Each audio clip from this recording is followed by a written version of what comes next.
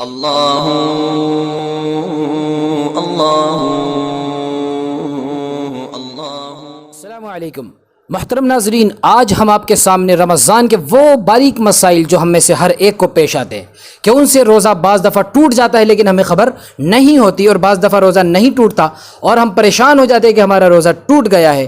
تو ہمارے بھائیوں نے وہ ہم سے کیے ہیں، ہم آج ان کے جوابات آپ کے سامنے رکھنے جا رہے ہیں، اور وہ سوالات انشاءاللہ مفتی صاحب کے سامنے رکھنے والے ہیں۔ آپ ویڈیو کو آخر تک ضرور دیکھیے گا اور اپنے دوستوں کو، رشتہ داروں کو ضرور شیئر کیجیے گا۔ میں امید کرتا ہوں انشاءاللہ اس سے سارے لوگ فائدہ اٹھائیں گے۔ تو ٹھیک ہے، مفتی صاحب کے سامنے ہم سوال رکھتے ہیں۔ تو آج کا سب سے پہلا سوال بھائی محمد فیصل شیخ افضل گڑھ سے، وہ کرتے ہیں کہ کن وجہوں سے روزہ ٹوٹ جاتا ہے؟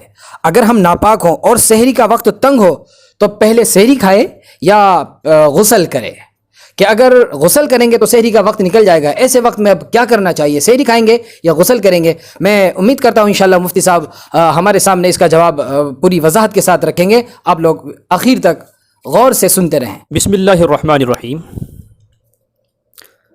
یہ جن محترم کا سوال ہے تو یہ بہت اچھا سوال انہوں نے رکھا ہے، بہت سارے مسلمانوں کو پیش آتا ہے اور وہ کنفیوژن کا شکار ہوتے ہیں۔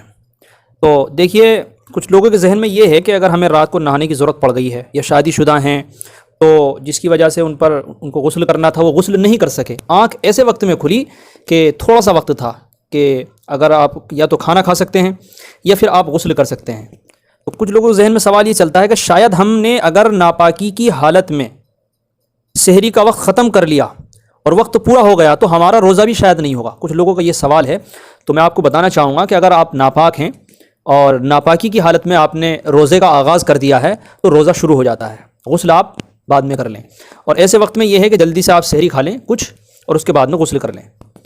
بہت سی دفعہ یہ مسئلہ اس طرح پیش آتا ہے کہ آدمی سوتا ہی رہ گیا، اس کی آنکھ نہیں کھلی، اذان ہو رہی تھی تو معلوم ہوا کہ تو سحری کا وقت ہی ختم ہو گیا، تو اب اس کے ذہن میں یہ زیادہ سوال آتا ہے شاید یار میرا روزہ بھی خراب ہو گیا، اب میرا روزہ نہیں رہا کیونکہ میں تو ناپاکی کی حالت میں اٹھا ہوں۔ تو ایسا نہیں ہے، اگر آپ پہلے سے ناپاک تھے اور آپ کا جو آخری وقت سحری کا گزرا وہ ناپاکی کی حالت میں گزرا تو اور آپ نے وقت نکلنے کے بعد میں غسل کیا تو آپ کا روزہ ہو جائے گا، اس میں کوئی حرج کی بات نہیں ہے۔ بہت بہت شکریہ مفتی صاحب۔ تو اگلا سوال ہے مفتی صاحب، ایک بھائی وسیم ہے افضل گڑھ سے، اور اسی طرح بھائی شاہ نواز جو مانیہ والے سے، وہ معلوم کرتے ہیں کہ آنکھ میں دوائی ڈالنے سے کیا روزہ ٹوٹ جاتا ہے؟ اسی طرح سرما لگانے سے، بہت سارے ذہنوں میں بات ہے کہ جی سرما ہم نہیں لگاتے، خاص کر مستورات میں یہ بات چلتی ہے کہ سرما لگانے سے روزہ ٹوٹ جاتا ہے، اور اسی طرح سر میں تیل بھی نہیں لگاتی بعض عورتیں۔ تو یہ سوال ہے کہ کیا سرما لگانے سے، سر میں تیل لگانے سے روزہ ٹوٹ جاتا ہے؟ ذرا اس کا بھی جواب مرحمت فرما دیں تاکہ ہم سب اس سے فائدہ اٹھا سکیں۔ جی دیکھیے، یہ اس میں 2-3 جز ہیں۔ ایک تو دوائی ڈالنا، اگر بیماری کی وجہ سے، مرض کی وجہ سے آنکھ میں دوائی ڈالنے کی ضرورت پڑ گئی اور آپ نے دوائی ڈالی اور اس کا چاہے اثر حلق تک بھی چلا گیا ہو تو اس کو آپ باہر تھوک دیں، اس سے روزہ نہیں ٹوٹتا ہے۔ اسی طرح سے آنکھوں میں سرما لگانے سے بھی روزہ نہیں ٹوٹتا ہے اور سر میں تیل لگانے سے بھی روزہ نہیں ٹوٹتا ہے۔ شکریہ مفتی صاحب، اللہ آپ کو خوش رکھے۔ آج کی کلپ کا جو مفتی صاحب تیسرا سوال ہم نے لکھا ہے وہ یہ ہے کہ اذان تک سحری کھانا کیسا ہے؟ اس لیے کہ بعض پرانی عمر کی عورتیں وہ یہ سمجھتی ہیں کہ اذان تک سحری کھا سکتے ہیں، کہ گولا ہو گیا اور اعلان ہو گیا کوئی بات نہیں ہونے دو، لیکن اذان تک کھا سکتے ہیں اور کھائی جاتی ہے۔ تو ذرا یہ بھی تفصیل صاحب بتائیں کہ اذان تک سحری کھانے سے روزہ ہو جائے گا یا نہیں ہوگا؟ دیکھیے، اس میں ہر شہر کا الگ الگ نظام ہوتا ہے۔ بعض جگہوں پر گولا چھوڑ کر کے آخری وقت کی اطلاع دی جاتی ہے، بعض جگہوں پر کیلنڈر ہی لگا ہوا ہے، بعض جگہ پر سائرن بجایا جاتا ہے۔ تو جہاں پر جو نظام ہے جب وہ مکمل ہو جائے تو سحری کھانا بند کر دینا چاہیے۔ ہر جگہ پر کیلنڈر بنائے جاتے ہیں تو جو ان میں آخری وقت لکھا ہوا ہوتا ہے اس کے بعد اگر سحری کھائیں گے تو آپ کا روزہ نہیں ہوگا۔ یہ جو لوگوں کے ذہن میں ہے کہ اذان تک ٹائم رہتا ہے، یہ بالکل سراسر غلط ہے، اس لیے کہ اذان کا جو ٹائم بنایا جاتا ہے وہ 8-10 منٹ بعد میں بنایا جاتا ہے۔ یعنی جیسے 4:12 پر اگر سحری کا آخری وقت ہے، 4:12 پر سحری کا آخری وقت ہے تو اذان کا وقت جو رکھا جاتا ہے عام طور سے وہ 5-7 منٹ کے بعد میں اپنی اپنی جگہ پر جہاں جیسا نظام ہوتا ہے تو 20 منٹ پر، یعنی 4:20 پر اذان ہوگی۔ اب جو لوگ ایسے وقت میں بھی کھانا کھا رہے ہیں تو انہوں نے تو 8 منٹ بعد تک کھانا کھایا، تو جن لوگوں نے 8 منٹ تک بعد تک کھانا کھایا تو ان کا روزہ ہونے گا ہی نہیں، اس لیے جن لوگوں کے یہ ذہن بنا ہوا ہے کہ وہ اذان تک کھاتے ہیں تو اس سے بالکل اجتناب کریں ورنہ ان کا روزہ نہیں ہوگا۔ جزاک اللہ مفتی صاحب۔ آج کا چوتھا سوال لینے سے پہلے ناظرین میں آپ سے ایک بار پھر یہ ریکویسٹ کروں گا کہ ویڈیو کو لائک کریں، شیئر کریں اور چینل کو سبسکرائب ضرور کریں۔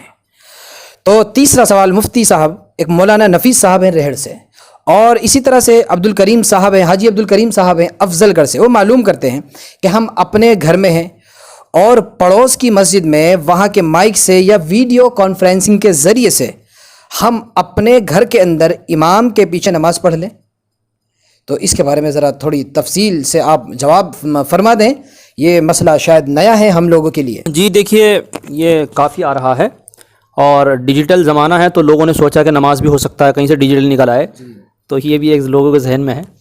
تو یہ بالکل طریقہ غلط ہے اور اس طرح سے نماز نہیں ہونے گی۔ وہ اس کے اندر بہت ساری شرائط ہوتی ہیں، مسجد کے بالکل متصل ہو، وہاں تک صفیں بن کے آ گئی ہوں، اور جیسے یہ حالت چل رہی ہے، جس میں 3 سے 5 ہی لوگوں تک کو اجازت ہے مسجد میں جانے کی، تو بیچ میں آپ گھر کتنی بھی دور ہو آپ کا، تو بیچ میں اتنی جگہ کا فاصلہ ہو جاتا ہے کہ جس سے اقتداء صحیح نہیں ہوگی۔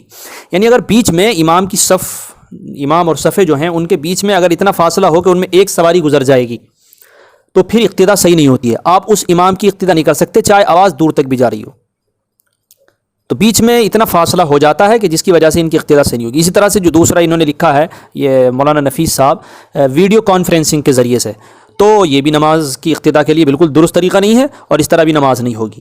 اپنے گھروں کے اندر خود تراویح پڑھائیں، جمع نہ ہو، محلے کے لوگوں کو جمع نہ کریں، سوشل ڈسٹینس بنا کر کے رکھیں اور صرف اپنے ہی گھر کے لوگ اس کو پڑھیں۔ وہ جیسا کہ آپ نے کچھ پہلے بھی سوالات رکھے تھے، جو 2-3 کلپ آپ نے بنائی ہیں، اس کے اندر پورا طریقہ بتایا گیا ہے، تو ان کو چاہے ڈسکرپشن میں ڈال دیں یا لوگوں کو ان کی کمنٹ باکس میں لگا دیں اور وہ لوگ دیکھ کر کے وہاں رہنمائی حاصل کر لیں۔